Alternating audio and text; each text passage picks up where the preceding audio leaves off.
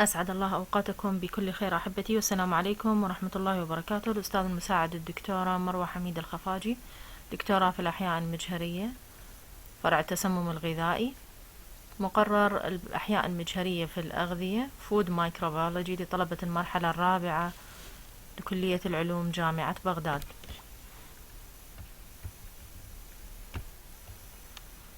Our first lecture was about the relationship between food and microorganisms and the new branches of food microbiology. We explained it at the last week, but I'll summarize it in a few minutes. The first report about the relationship between food and microorganisms was by Antony van Leeuwenhoek when he discovered tiny creatures in raindrops and vinegar and food residues between his teeth using a simple microscope. He invented it. We talked about spontaneous generation theory, SGT, or abiogenesis, where the philosophers and scientists at that time believed that living things may be originated from non-living matter. We talked about the experiments to refute spontaneous generation theory, like the experiment of Francisco Redi when he filled 3 flasks and proved that the larva appeared and the opened flask is not originated from the meat, but from the eggs of the flies.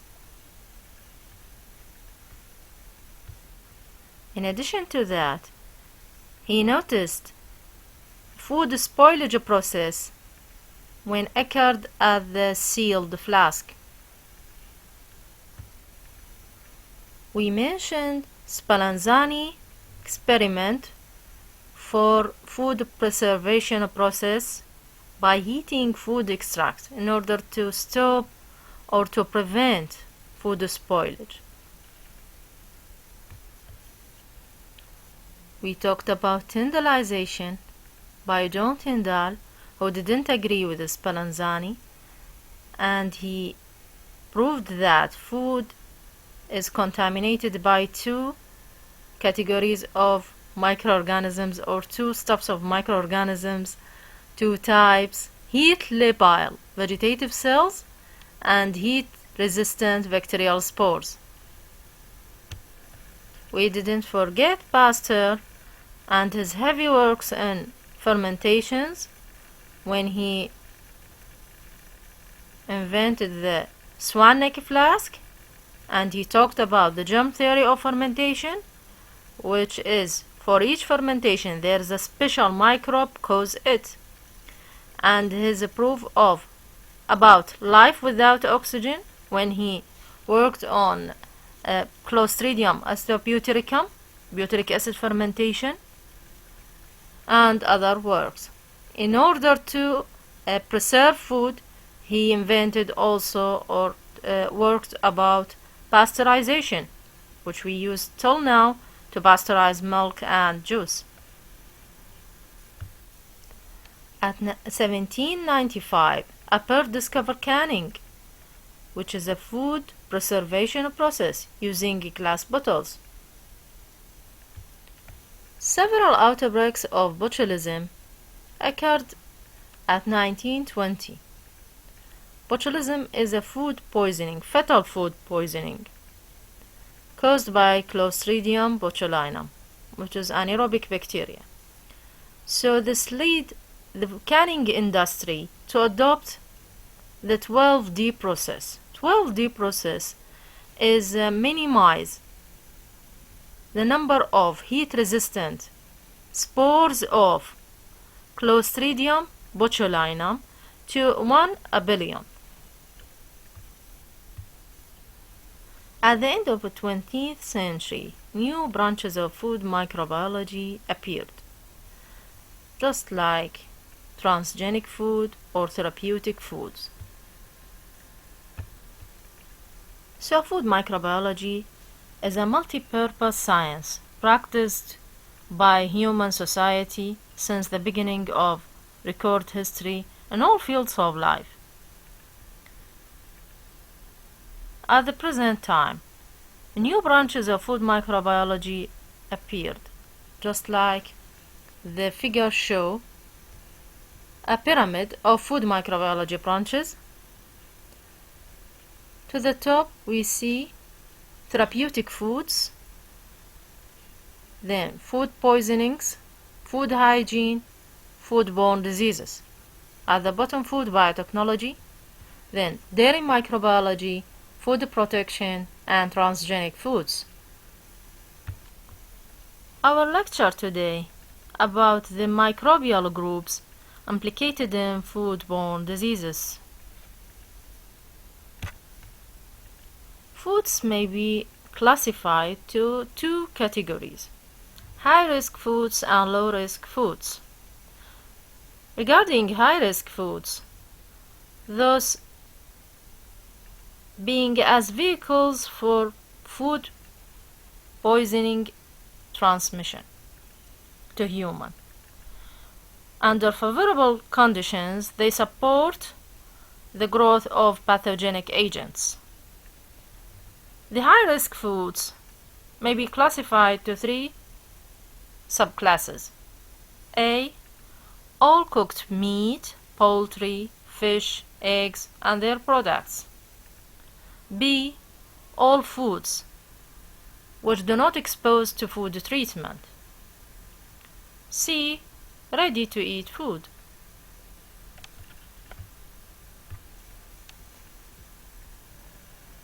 The second class is low-risk foods. Those treated foods, just like pasteurized foods, canned foods, dried foods, or those foods with low pH, like lemon juice, which pH of it is 4 or less than 4, so no microorganisms can spoil it except some species of acidophilic fungi. The table shows the most popular foodborne diseases with the microbial agent causing them and the contaminated food or the criminal food. Tuberculosis, caused by Mycobacterium tuberculosis, by milk. Anthrax, caused by Bacillus anthracis, by meat. Brucellosis, caused by Brucella melitensis, and cheese. Staphylococcal food poisoning, caused by Staphylococcus aureus, and bakery products. Salmonellosis food poisoning, by Salmonella typhimurium, or any other species cause salmonellosis, by poultry and eggs.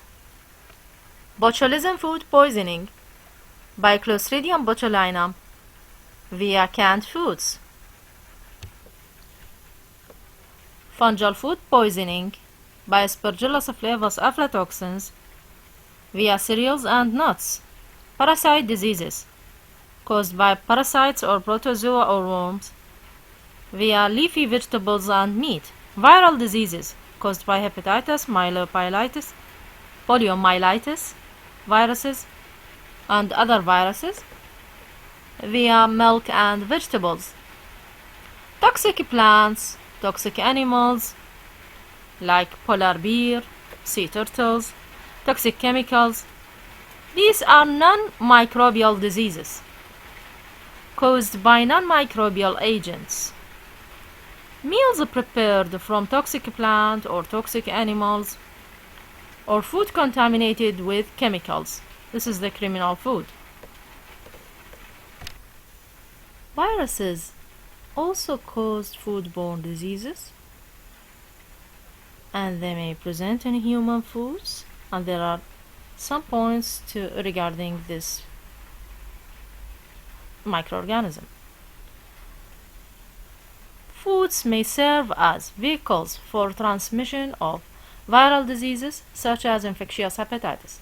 That when a person with hepatitis virus infection and he work in food preparation as a food handler in restaurant or in food industry, he can transmit infection via food meals to the healthy persons.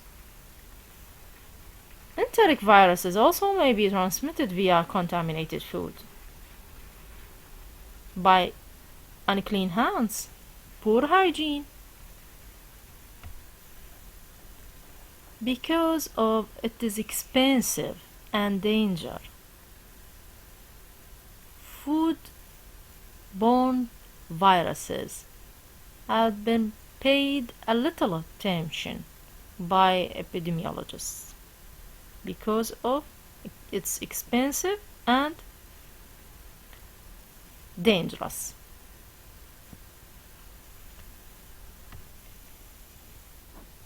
Foodstuffs may become contaminated with viruses by two ways: primary and secondary contamination. Regarding primary contamination, when the animal is infected by a species or a viral infection, this viral infection may be transmitted to human by the products from that animal, just like meat or milk. Infected plant also may transmit the viral infection to human. While secondary contamination, this occurs after the time of slaughtering and harvesting. This secondary contamination, just like cross-contamination, after the time of the slaughtering or the harvesting for plant origin foods, by food handlers or by fleas, by cockroaches, rodents, transmitted the viral to human. So the meal contaminated via these factors and transmit the virus to human. We must put in mind several points about viral infections via food contamination. Number one, pasteurization decreased, if not eradicated out, milk viruses. But we have a little problem here, is the secondary contamination. This is possible through improper handling of pasteurized milk. Number two, vegetables, usually contaminated from wastewater, sewage used for irrigation or as fertilizers, organic fertilizers.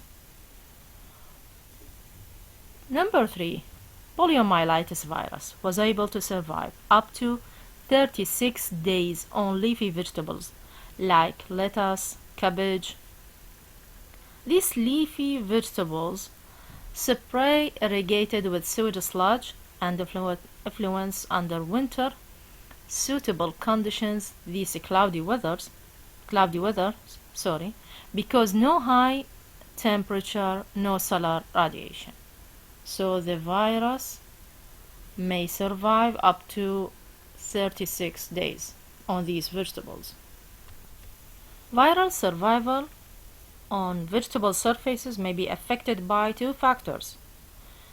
The first factor is the storage of food at refrigerator and the freezer.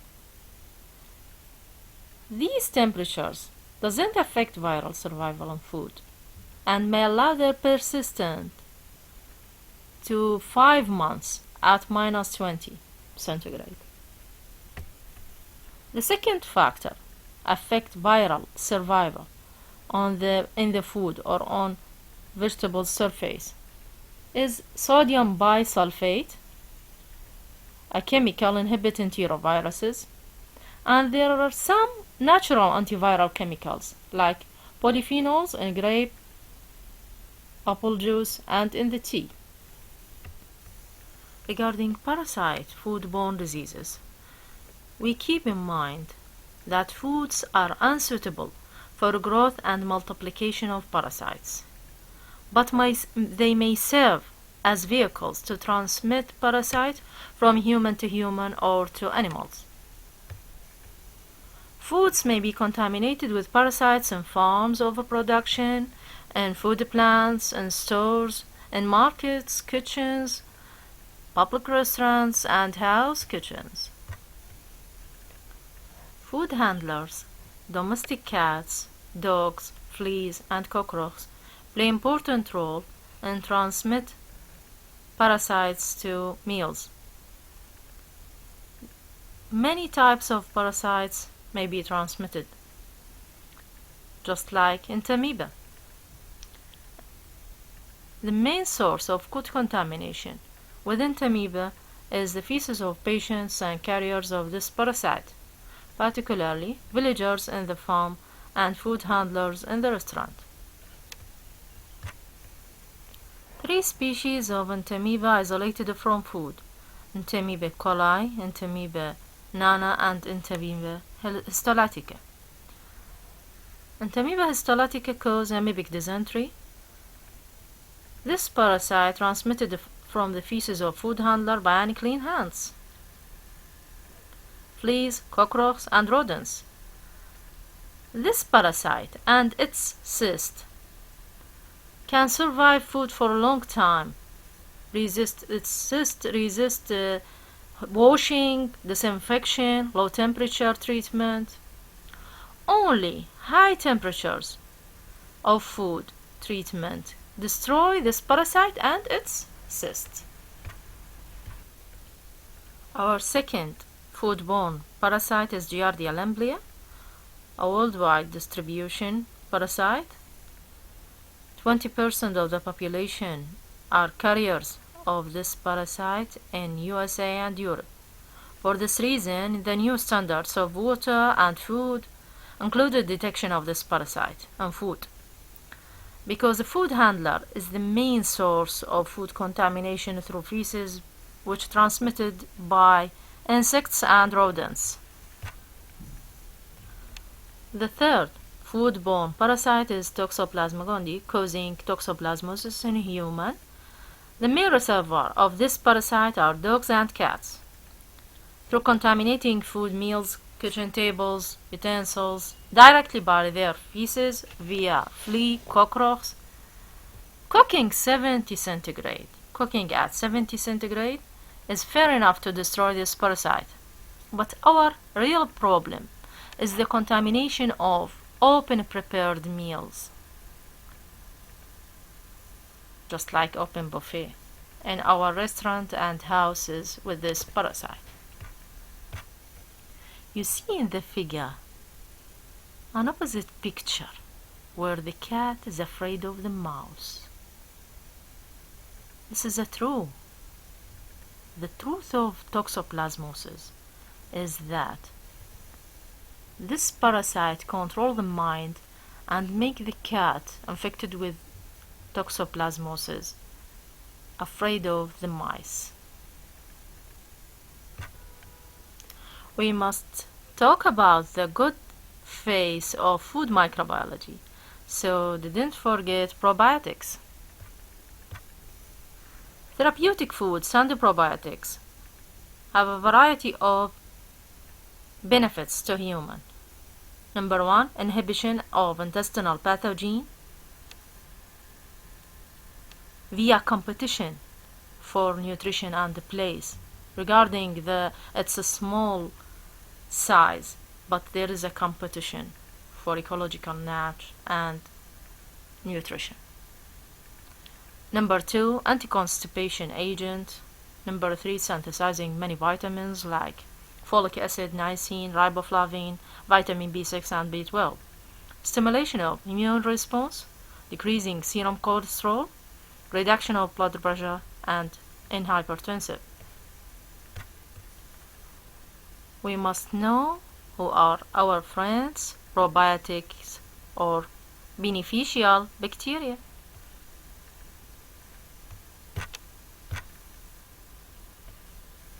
Those are Bifidobacterium bifidum, Bifidobacterium lactis, and infantis.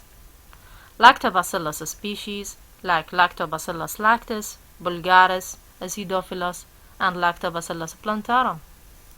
Enterococcus faecium, Streptococcus thermophilus, and Saccharomyces cerevisiae, Saccharomyces pollardi.